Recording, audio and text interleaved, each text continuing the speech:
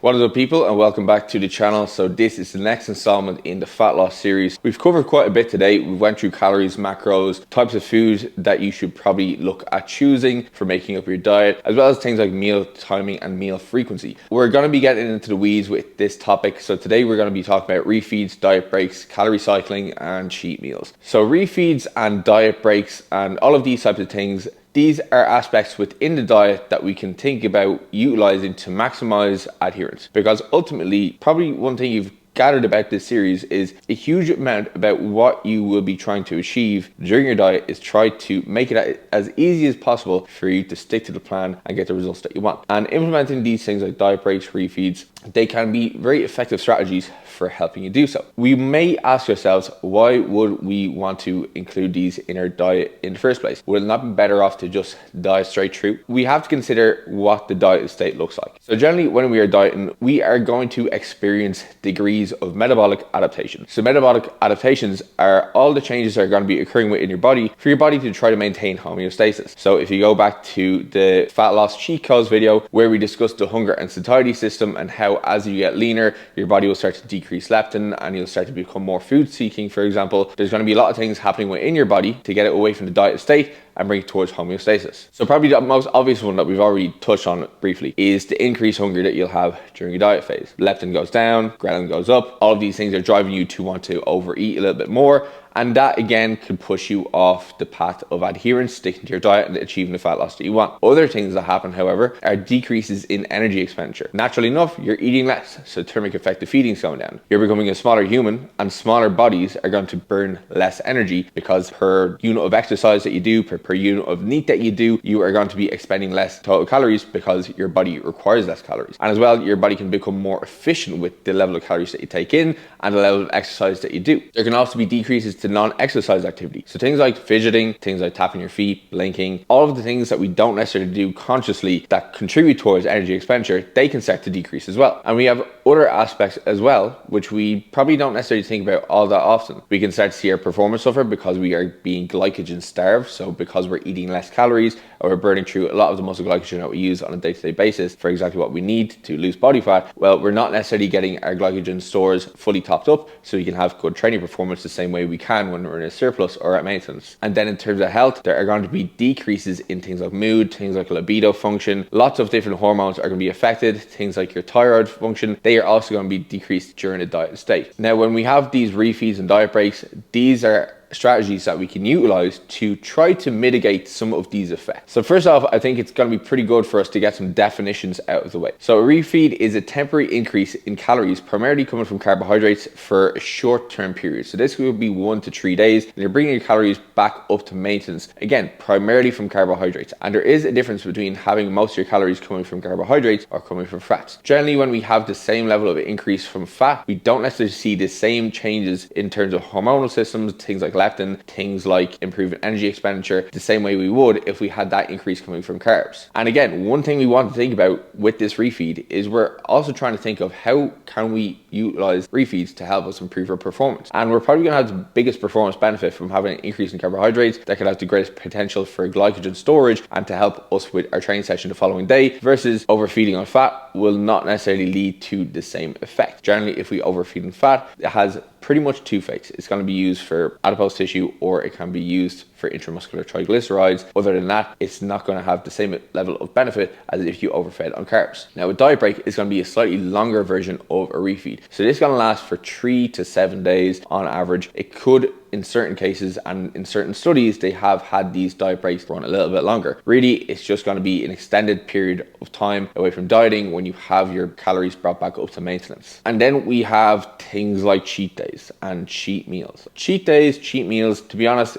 from my perspective, I don't necessarily think they are the best approach to take because, well, one, the cheat word, when is cheating ever good? Cheating on your partner, cheating on an exam, it generally has negative connotations. Having that kind of mindset around certain foods, the foods that you may deem as good and bad, that could lead to black and white thinking, lead to negative relationships with food. But as well, generally cheat days and cheat meals, they will not have the same benefit as overfeeding on carbohydrates, for example, because generally when people have these meals, they're going to be primarily made up of sugar, salt and fat. They're very hyper palatable. They have generally very high calorie intakes on these days, and they are generally going to be untracked meals. The issue with cheat meals is that you could have a meal that is so high in calories that you essentially negate the deficit that you've built up the week prior. So it is not going to be the best strategy if you are looking to maximize fat loss. If you're somebody who they just want less food restriction on a certain day, so be it. But at the end of the day, if you're looking to maximize fat loss, that would not be the approach you take. The benefit that you get from the meal may be the benefit of potentially helping you increase your adherence in your own circumstance, but ultimately how that body is going to affect you in regards to improving your hormonal function, in regards to improving your energy expenditure, in regards to improving your exercise performance, it is unlikely to occur because the actual kind of substrates within the meal are not going to be the best ones for you. And because you could be eating in such a caloric excess at one meal, it is unlikely that you're going to be getting the full storage benefits of things like carbohydrates in that meal. You could end up just like messing up your digestion for that day and spending most of it on the toilet. If you want to be accurate, if you want to be precise,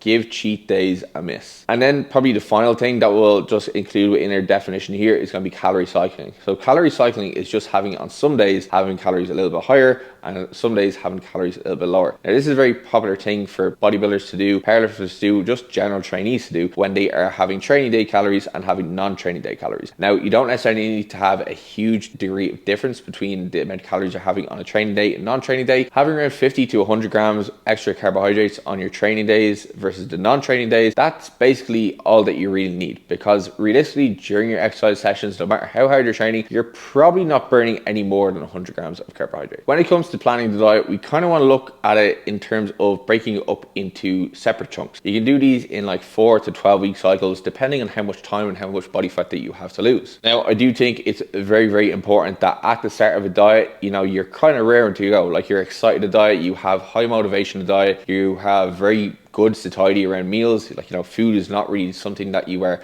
craving much anymore. You have high body fat, you have good training performance and good recovery. The fact that you are in this state and that's where you're starting to diet from, you probably don't need refeeds in the first few weeks for sure. And you should just try to get as much fat loss done as possible before you decide to add these things in. Now, when we look at the research, what does that tell us about how these diet breaks and how these refeeds are working? There does seem to be a little bit more evidence supporting the likes of refeeds versus the likes of diet breaks. And when we look at the refeeds, they seem to work better over an extended period of time. So if we look at a refeed done over one day, so over 24 hours, this can to a degree help to restore some kind of hormonal function within women with luteinizing hormone, for example. However, greater benefits are seen when we do this refeed over 48 hours. Another case against having a refeed just over one day would be the fact that to even fully top up glycogen stores, we would need at least 1 day of 10 grams of carbohydrates per kilogram of body weight. And realistically, if you're having 10 grams per kilogram of body weight of carbohydrates in 1 day, you're probably going to be going over your maintenance for most people. So it's probably better to have this spread over 2. And then if we consider probably the most important factor here is the adherence element. And there has been some research to actually look at the effects of people having 7 days of continuous dieting or 5 days of dieting and then 2 days of these refeeds where they had 1500 calories across the week. The other group had 1300 calories 5 days a week and then 2 days at 2700 calories. And the group that had the refeed at the weekend, they had the best adherence to the diet over the course of the study. Realistically, there's not a huge difference between having 1300 calories and 1500 calories on a given day. But if you go with the lower number and you have a little bit of a higher calorie bank at the weekend, that does make adherence a little bit easier and it makes it a little bit easier to stick to the lower calories during the week. And we have seen slight replications of this study done in 2020. So there was a study by Bill Campbell, which was a randomized controlled trial, which had 2 groups. And one of the groups, they had 25% of a deficit to adhere to across 7 weeks. And the other group had a 35% deficit across 5 days a week and then 2 days at maintenance. So overall, the total deficit between groups was pretty much the exact same. Now, both groups did lose significant amounts of weight. However, the group that dieted continuously, so the group that had the 25% deficit per day, they actually lost more fat-free mass, which is not really what we want. And they also had greater reductions in resting metabolic rate. Whereas the refeed group, the group who had the 35% deficit 5 days per week and were at maintenance 2 days across the week, they actually retained more fat-free mass. And in the actual paper, it was put as dry fat-free mass. So they tried to correct for any additional fat-free mass that may have been increased through the likes of water retention, which can occur when you are overfeeding from carbohydrates. So we definitely have some wins here for the refeeds, but what about the diet breaks? The diet break, again, that is going to be an extended refeed, so going to be 3 days or more. And there has been a good few studies to actually look at the benefits of doing the diet break, and the research is kind of...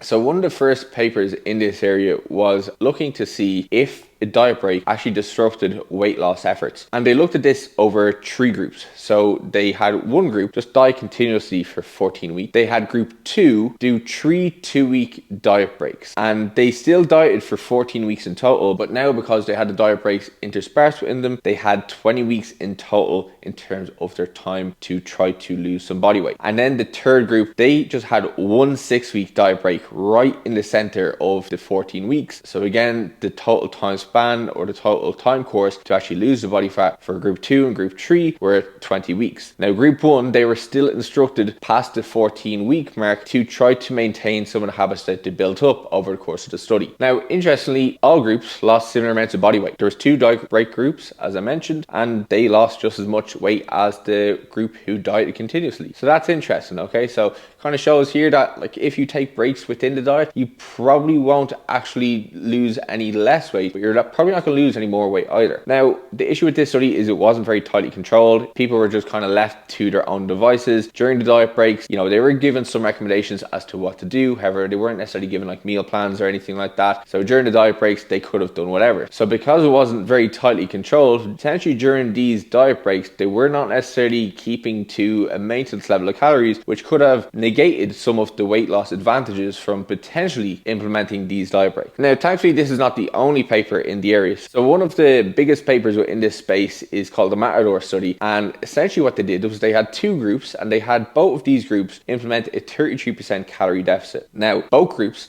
dieted for 16 weeks. However, it took the second group 30 weeks to complete. And the reason why is because every 2 weeks, they had a diet break. Now, the results of this are very interesting because the group who actually implemented the 2-week diet break every 2 weeks, they actually lost 50% more fat mass and only experienced a small change in restaurant energy expenditure compared to the first group. So it appeared from this study that diet breaks potentially do have some big advantage here. You know, 50% more fat loss is definitely not something to turn your nose up at. Now, if we look at diet breaks within resistance training populations and in lean populations, they seem to be a little bit different to what the Matador study would have shown. So there's a study in 2021 by Jackson Pios called the Ice Cap trial, and this looked at 61 adults over 12 weeks. So they had one group do a diet break for 1 week pretty much every month. So they had 3 weeks of just continuous dieting, then 1 week of a diet break. And the second group, they pretty much just dieted continuously for the entire time. Now, what did the results of that one show? So pretty much they didn't really see any differences that we would expect from what we talked about at the very start of this video. They saw no changes in hormones, things like leptin, things like ghrelin, things like testosterone, other sex hormones, T3. There was no difference in fat mass, body weight, or even fat-free mass retention. However, the group that did have the diet breaks, they had greater satiety, they had lower hunger, and less desire to eat. So these things here, these are a bit of a win for the likes of our adherence. So really, when we are thinking about how we are going to implement these strategies into our plan, we are trying to primarily utilize them to maximize our adherence to the plan overall. Again, there can be some of the benefits that we can see from a performance benefit from utilizing higher carbohydrates during our refeeds across 1 to 2 days. We could definitely benefit from having a third day. However, with the nature of how most people diet and the timelines that most people diet for, having a 3-day refeed is probably impractical. You could maybe start off with 1 refeed day a week when your body fat is higher, and as you get leaner, you can start to implement in 2 a week. Now, if you are dieting for longer than 12 weeks, all the way to 16, 20, however long you need to lose the body fat, that is when you could look to implement a diet break. After week 12, you could put in a diet break there, and then after that, maybe every 8 to 10 weeks, you could start to implement more, and you can start to implement more as you get leaner,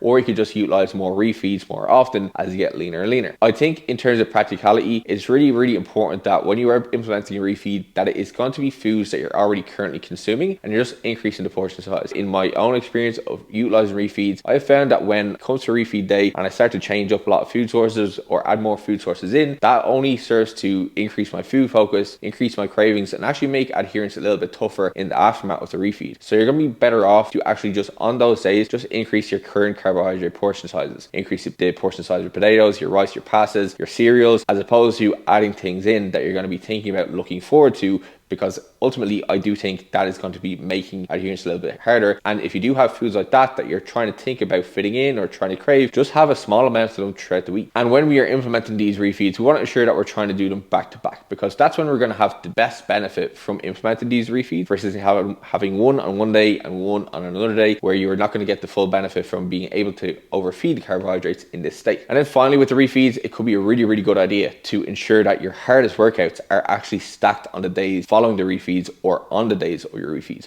because this is when you're going to be able to have the biggest performance benefit from utilizing those higher calories. For diet breaks, I think they should follow a similar pattern in regards to how you're going to be implementing the food changes, just increasing the portion sizes of the meals that you're currently having. At the end of the day, we want to remember that we're trying to improve adherence here, okay? If you get to your refeed and if you get to your diet break with the thoughts of having all these different foods added in, cravings are super high because you're thinking about these foods, they're on your mind, you're really food focused, that's just going to make implementing the refeeds and diet breaks very difficult. It's going to stimulate a lot of food reward, and it's going to make the diet very hard to get back into once these diet breaks and once these refeeds are finished. And then if you really want to up the ante on things, you can utilize training and non-training day calories. Now, there is no real kind of evidence supporting these. However, they can be of benefit to some people if they find that they get a benefit from it. Now, when you're utilizing a training day and non-training day calorie split, you're still having both of these days equate to a net weekly deficit. And you have to understand that even if you are utilizing a training day and non-training day calories, there's going to be some hit that you're going to take at some point throughout the week. If you're having your high training day calories, you may have better performance on that day, but on your recovery day, the following day, you may have less recovery available, so you might not necessarily be as recovered for the training day session the following day. So it does all kind of add up and it does all kind of play into each other, but that can be a very viable strategy for you to manage your hunger on those days when you're on lower calories. Because if you have a very demanding training session, so for example, if you're training legs or if you're doing like powerlifting training, for example, which is very intense, you could potentially benefit from having a higher calorie allotment on that very hard training day. So that's pretty much it on the likes of refeeds, diet breaks, and calorie cycling. There's no real kind of benefit to them. It's just a case of trying to see if we can utilize these strategies to maximize our adherence and make the diet process more easy for us to stick to. Now, I didn't touch on the benefits of refeeds for competition prep, because that's a slightly different scenario, because we can use the likes of refeeds and these lower days to help us develop a peaking strategy. However, if you're just somebody who's just looking to get shredded and looking to improve their fat loss, you don't necessarily need to worry about how you look peaked and not peaked. You just have to worry about sticking to your calorie deficit over an extended period of time and getting the results, and then getting out of the diet and then start enjoying your lean self. So that is pretty much all I have for you today. Thank you very much for watching. I'll be back to you next week with the next video. And if you have any questions, leave them in the comments, like the video, make sure to subscribe, and I'll chat to you later.